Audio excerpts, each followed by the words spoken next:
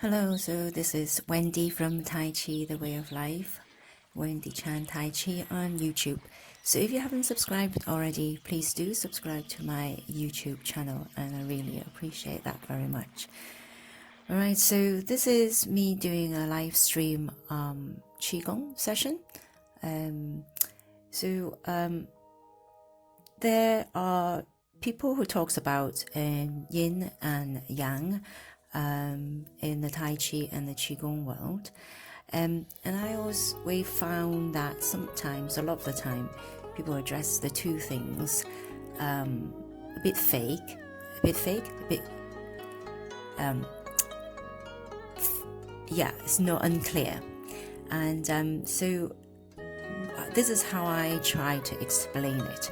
So if you can imagine that your mind is the yang, right? So with Chinese philosophy, we have yin and yang. It's just basically two forces that need to be balanced. So if you imagine that the mind is your yang form, and on its own it is by nature it's a bit erratic. If it's untamed, it goes so wild, so your emotion, your thoughts just goes all over the place without any control over it. But there is also, you have the yin, which is the balancing force, and I always see that as the yin as your rooting, the dantian, and the sinking. So as you root, so you sink your body weight into your feet through your dantian, so low, because your dantian is in your lower abdomen. So you use this yang, which is your mind, and you sink. So you focus on your mind and you sink into your feet, into your dantian, and rooting and sitting onto your heels, and then redistributing that weight into the rest of your feet, creating a hollow in the center of your feet. So then with this, if you imagine again, if it's like a magnet between the yin and the yang, so the yin, which is your rooting, is attracted to the yang, so your mind is now grounded with the yin, which is the sinking sensation while you're doing Qigong or while you're doing Tai Chi. So by doing that alone, by just sinking your weight and your thoughts into your dantian and into your feet, into your rooting, you are already focusing your mind, and that gives you a clear discipline of the mind, or willpower, or consciousness. And we call that as yi in Chinese. Yi is intention. I often say I ask my students, I want to see more yi, I want to see more intention. That is an intentional thing that you need to do to bring that yang energy, which is your mind, rooting and grounded or anchored into your yin, which is your rooting or your dantian. So with a strong yi, then you can focus, you can discipline, your emotions are not going wild, and that can generate lots of different things, lots of benefits, lots of positive output. You can discipline in training. You could your strong yi will allow you to you have the intention to do whatever it is that you want to achieve in life. And if you are emotional, or you're having, your emotions are going wild because you're upset with something, or you're going through bad patches in life, and it helps you to ground them and just keep them in stillness, so it's not going wild, it's not loud inside you, it's not erratic inside your head. and it helps you to ground. It helps you to become still. So this stillness of the mind is being created by moving your yang, sinking into your yin. So your head stops being mad, being messy, and then this is when you can start cultivating qi. So qi, I've done this in lots of different videos, and I mention it in a lot of my videos. Is that qi is translated. All right, so where was I? So qi is translated as air. Air, we breathe in air, so it's breath, and it's life force, life. It's life itself. I know I keep mentioning this in many of my videos, but that's what qi is, and that's what we're trying to cultivate. So we believe, your life force is, what you eat, you have to feed your life with food, and you feed your life with qi, with the breath that we take in. And not funny enough, but that's what the Bible says as well. So when it was the breath that God gave us the life. Anyway, enough of that. So the qi, when you're sinking in, that's where we do Qigong, and this is where you use your yi to bring, like I said before, bring your yang, which is your mind, to your yin, which is your sinking in your dantian, and sinking your weight into your feet. So your stance is important. Your rooting is important, because that's when you are doing the sinking and using your mind to intentionally doing that, so that your emotion is not erratic anymore, it's not going wild, it is tamed, it is anchored, it is rooted. And this helps you to be able to discipline things in life. It helps you to motivate it to do things in life. And you know yourself, you're not always motivated, and it's quite a difficult thing to motivate yourself to do things, especially if you have a particular weakness and that you find it really difficult to motivate, or motivate not to do it, not so much in doing something, sometimes it's not to do something as well. And I'm not going to go into too much detail about the martial art application in this particular video, but that's also why we cultivate qi. But I'm going to put that to one side for now, and concentrate on the mind, since I'm doing this press-up challenge, which is to raise awareness of mental health illnesses. So Qigong, I use Qigong as a therapy, and I believe that if you keep training your mind to sink into your yin, it's a training. It's like a muscle. You train yourself to discipline the mind, not to just let it go wild, which can be very, very destructive. So we see it like this as with practicing Qigong, is that a very up and down and very fluctuating emotions can be exhausting. It uses up a lot of your qi, your energy.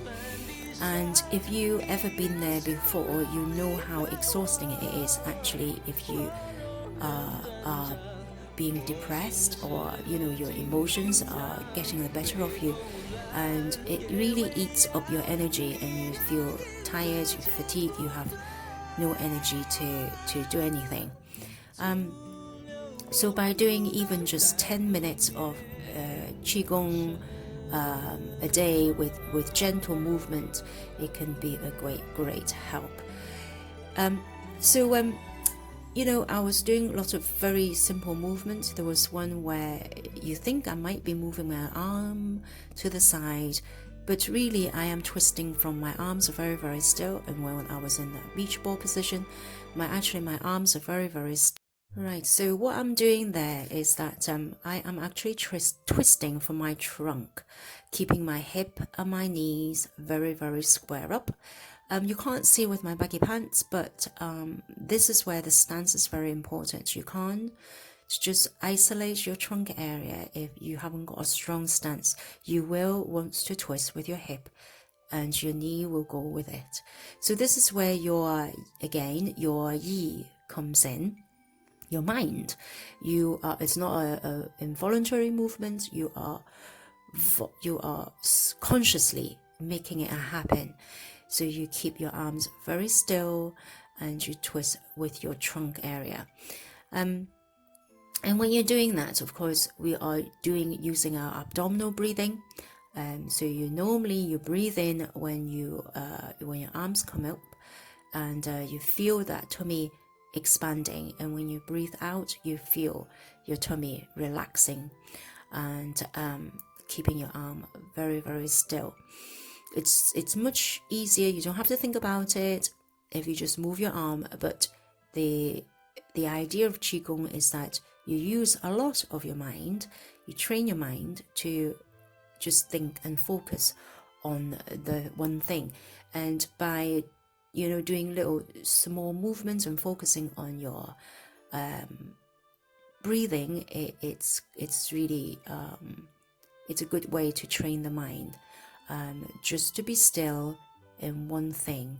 And it comes with practice. And here I'm already doing transfer of weight, so I'll probably be talking about, you don't want all your force going forward. So this is more for martial arts application, but this will focus your mind again more, because it's dead easy just to push your body forward and back, and your body don't move, and it's actually it's a pulling and pushing of the feet. I'm not even using my quads, my big muscles at the top of my legs, and I think that's what I was trying to talk about here. So it's the movement is coming from pulling with my foot, my front one, but at the same time pulling back with the leg on the back. So not all my force are going forward, some are still going back, and this requires you to use your mind, your yi, to do that. And you don't need your mind or your yi to do it if you just push your body forward and backward, but that's because that's involuntary movement. Of course, I'm also thinking about my breathing here. So when I'm going out here, I should be breathing out. And when I pull back with my foot, I should be breathing in. And all the time, if you watch carefully, my arms are very, very still. Just in that relaxed position, making sure that my shoulders are relaxed, my elbows are down so that the water can still run down my arm, and making sure that my back remain very, very open. And that chest, I don't squash my chest neither. That keeps nice and hollow, just like the ones in your feet, like I described right at the beginning of the video. So as I transfer way out, I breathe out, and then when I return, it's a breathing in. And arms, no movement from the arms whatsoever. That's it. All right, so you can try this, and then hopefully you find that you will feel quite relaxed. So I've gone into punching now. So the punching is good for learning not to squeeze your arms into your body. And then so what happens is when you squeeze your arms into your body, you tighten your shoulder, you tense your shoulders. If you don't believe me, you can try it, but it's all the time thinking about keeping my back open and also my chest hollow. It's a strange thing. It's not easy, because being relaxed, it's not easy. Not tensing your body, it's not easy. But to make this even a little bit more, needing more of your mind power or consciousness, is that your legs are actually doing lots and lots of work in order to keep very, very still when you're transferring weight. And when you are, so when I step forward, so when I transfer my weight forward, so not all the force, I have to make sure not all my force are going all out in front. I'm going to pull back with my back leg so that I counteract those. And there's a reason for this, but I'm not going to explain it in this particular video as yet, because there's still a lot to think about. So all the time, so I'm breathing out when I punch forward, transferring weight forward, then I slowly breathe in when I return, and noticing my tummy relaxing at the same time. So this I'm just closing. So I'm taking care that I don't bring my shoulder blades together when my arms are up and out, because it's very easy to bring your shoulders together, and then you tensed your shoulders and your upper bit of your arms immediately.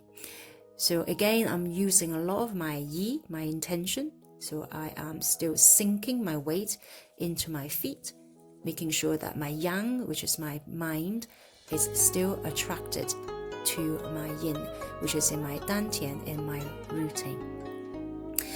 Even just doing this movement, it's great just to calm the mind and make the mind, creating that stillness in your mind.